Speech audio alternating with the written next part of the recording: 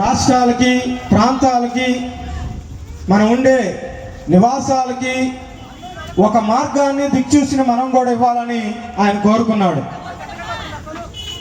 అలాగా బోధించి అందరినీ గ్యాదర్ చేసి మనం ఇలా ఉండాలి, ఎవరికి మనం తక్కువ కాదు, మనం అంటరాని వాళ్ళం కాదు, అణగారిన వర్గాల వారం కాదు, అగ్రంగా నిలవాలని, బడుగు బలహీన వర్గాలని ఆశా జ్యోతిగా ఈ దేశంలో వెలుగొందాలని మన డాక్టర్ బాబాసాహెబ్ అంబేద్కర్ గారు ఆశించారు.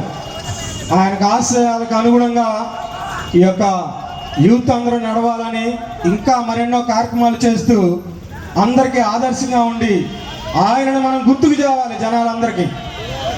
వీళ్ళెవరు అంటే అంబేద్కర్ యొక్క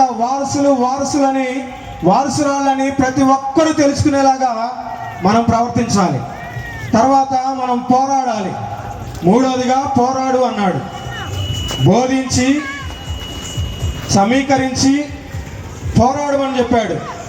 పోరాటం అంటే ఏదో గొడవలకి, కొట్లాటలకి, పార్టీలకి, ప్రాంతాలకి, కులాలకి, వాటి కోసం పోరాడమని అంబేద్కర్ చెప్పలా.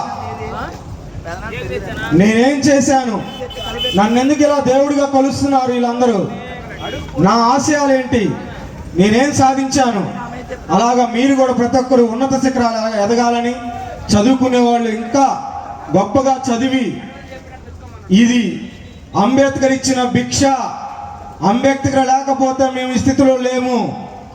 ఎందుకంటే నేటి దినాన మేము కూడా ఉద్యోగం చేస్తున్నామంటే ఆయన ఇచ్చిన రిజర్వేషన్లు, ఆయన ఇచ్చిన ఆ యొక్క త్యాగ ఫలాలు ఇవన్నీ మనం అనుభవిస్తున్నాం కనుకనే ఆ రిజర్వేషన్ కేటగిరీ ఉండబట్టే నేడు మనకి ఒక గౌరవాన్ని, గొప్పతనాన్ని, మనకి నలుగురిలో తిరగగలిగే అధికారాన్ని, అవకాశాన్ని కల్పించిన ఆ దేవుడికి మరొకసారి పుట్టినరోజు శుభాకాంక్షలు తెలుపుతూ ఈ యొక్క అవకాశం ఇచ్చిన ప్రతి ఒక్కరికి నా యొక్క ధన్యవాదాలు తెలియజేస్తున్నాను.